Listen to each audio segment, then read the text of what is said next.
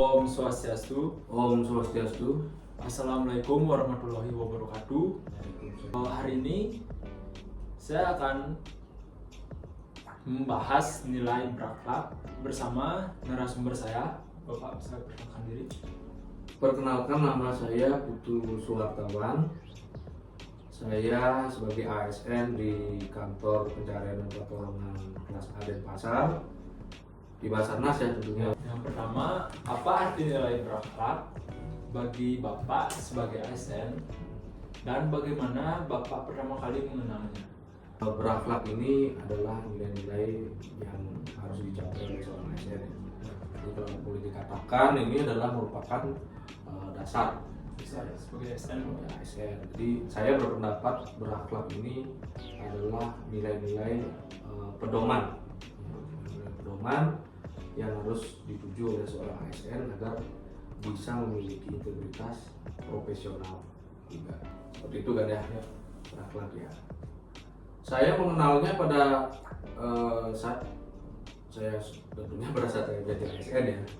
Itu sudah disosialisasikan apa ini berakhlak oleh bidang kepegawaian. Jadi saya juga mempelajari juga. Sampai saat ini juga saya mempelajari apa sih konsep-konsep ini sehingga matching dengan tugas pokok dan fungsi kita. Selanjutnya, bagaimana pengalaman Bapak dalam memberikan pelayanan kepada masyarakat, menjaga akuntabilitas dan meningkatkan kompetensi diri? Ini adalah tantangan mungkin bagi sebagian besar ASN ya. Jadi begitu juga dengan saya pribadi juga tantangan betul.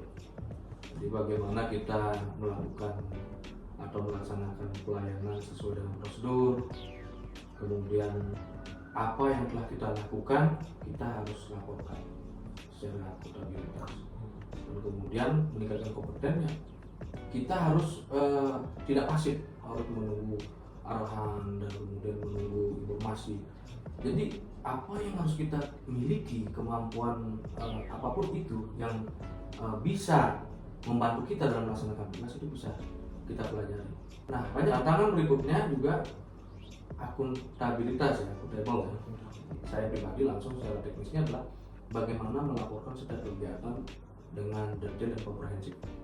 Jadi apa jenis kegiatan yang kita lakukan dari A sampai Z terkumpul, tersusun menjadi bentuk laporan. Untuk pertanyaan selanjutnya, dalam bekerja tentu ada perbedaan pendapat atau perubahan.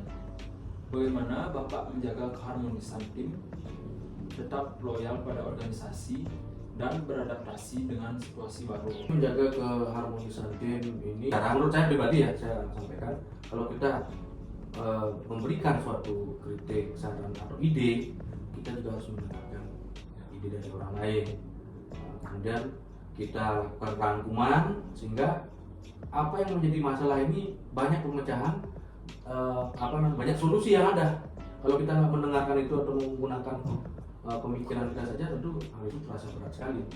Jadi berarti tentang loyalitas ya. Karena loyal itu bukan semata-mata tentang waktu yang kita curahkan. Jadi loyal itu harus ikut waktu, ada setiap kegiatan waktunya kita harus ada. Memang itu salah satu perannya, memang seperti itu. Tapi loyal yang ingin saya capai secara pribadi adalah bagaimana pemikiran saya, kemudian bagaimana tanggung jawab saya terhadap jabatan saya ini bisa bermanfaat bagi organisasi. Selanjutnya, beradaptasi dengan situasi baru. Jadi pendapat saya adalah adaptasi merupakan keyword. Bagaimana cara membuat proses adaptasi ini lebih mudah, lebih simpel, dan selalu di-remind gitu. Itu yang harus dilakukan gitu. Selain semua hal itu tadi, kolaborasi juga hal yang penting, Bapak.